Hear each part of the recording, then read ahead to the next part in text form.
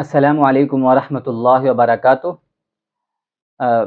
یہ نورانی قاعدہ کا سبق جو چلنے والا تھا، جس کی ویڈیو میں نے پہلے بنائی تھی، لیکن کچھ مصروفیت کی وجہ سے بہت زیادہ تاخیر ہو گئی، لیکن اب انشاءاللہ جو معمول تھا، معمول کے مطابق ہمیشہ وہ ویڈیو آیا کریں گی سبق کی۔ تو آج کا جو سبق ہے ہمارا، جو ہم نے الف سے لے کر کے یا تک سیکھا، اگر آپ لوگوں نے پڑھ لیا اچھے سے، تو اب جو ہے دوسرا جو سبق آ رہا ہے وہ امتحان کے متعلق سے ہے اور حرف کو پہچاننے کے متعلق سے ہے۔ یہ دو چیزیں ہیں۔ امتحان کے متعلق سے جو چیزیں ہیں وہ بہت ہی واضح اور بہت ہی آسان طریقے سے اس کو مرتب کیا گیا ہے۔ اگر آپ اس پہ غور کریں گے تو تا کے بعد سب سے پہلے ہے طا۔ تو یہ چیک کرنے کے لیے کہ آپ اپنے الفاظ کو چیک کریں کہ آپ سے الفاظ کی ادائیگی صحیح ہو رہی ہے یا نہیں، اس کے لیے یہ ایک امتحان کا سبق آپ کے لیے تیار کیا گیا ہے۔ اور دوسرا سبق ہے مرکبات، یعنی ملے جلے حرفوں کی شکلیں۔ بہت سارے لوگوں کو اس میں اس میں بہت زیادہ تکلیف ہوتی ہے پہچاننے میں حرف کو، اور وہ پہچان نہیں پاتے ہیں۔ عام طور سے لوگ حمزہ کو عین یا کبھی عین کو حمزہ سمجھتے ہیں۔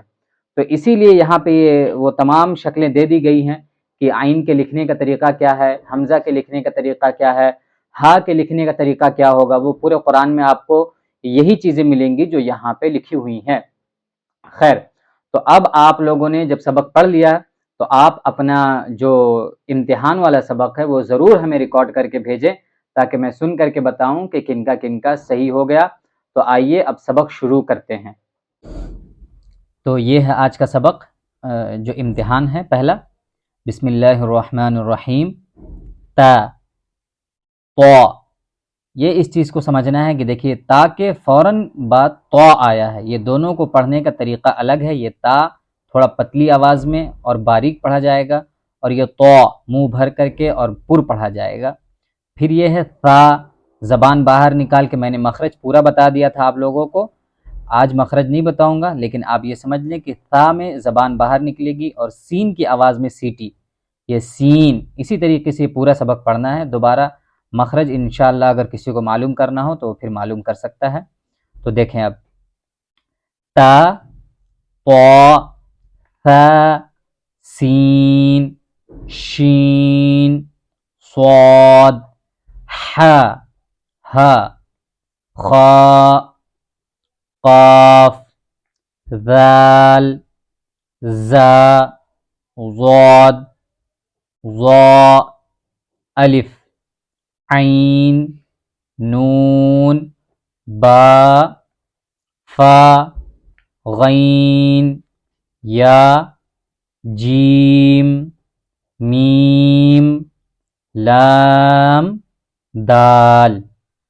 یہ تو سبق آپ کا امتحان کے طور پہ ہے۔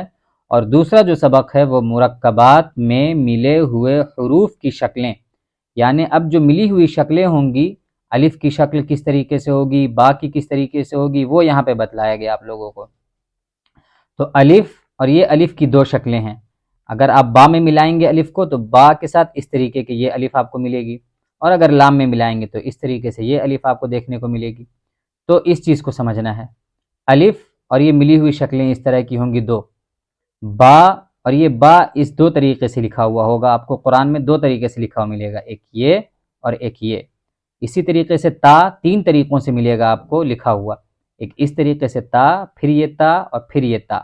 یہ دونوں تا رکنے پہ ہا بن جاتا ہے۔ غلط بول دیں کا؟ نہیں، ٹھیک تو بول رہے ہیں۔ پھر یہ جیم، اور یہ اس طریقے سے آپ کو جیم دیکھنے کو ملے گا ملا ہوا۔ دال، اور یہ ہے دال۔ عین، اور عین کی یہ دو شکلیں ہوں گی آپ کو ملے، اور یہ ہے عین، اور عین کی یہ دو شکلیں آپ کو ملیں گی قرآن میں۔ فا، اور یہ ہے فا کی دو شکلیں جو آپ کو دیکھنے کو ملے گی قرآن میں۔ کاف، اور یہ کاف کی دو شکلیں اس طرح کی ہوں گی۔ لام، اور یہ لام آپ کو اس دو طریقے سے دیکھنے کو ملیں گی۔ میم، یہ میم کی دو شکلیں دیکھنے کو ملے گی آپ کو۔ نون، یہ نون کی دو شکلیں اس طریقے سے قرآن میں دیکھنے کو ملے گا آپ کو۔ ہا، اور یہ ہا کی تین شکلیں ہوں گی، اس طریقے سے آپ کو لکھا ہوا ملے گا۔ حمزہ، اب یہ دیکھیں یہاں پہ حمزہ سمجھنے والی چیز ہے، اس طریقے سے دیکھنے کو ملے گا، لیکن اس کے اوپر حمزہ بھی لکھا ہوا ہوگا، حمزہ۔ یا اور یہ یا کی دو شکلیں ہوں گی۔ تو یہ آپ کو ذہن نشین کر لینا ہے، یاد کر لینا ہے کہ اسی طریقے کے حروف آپ کو دیکھنے کو ملیں گے قرآن میں۔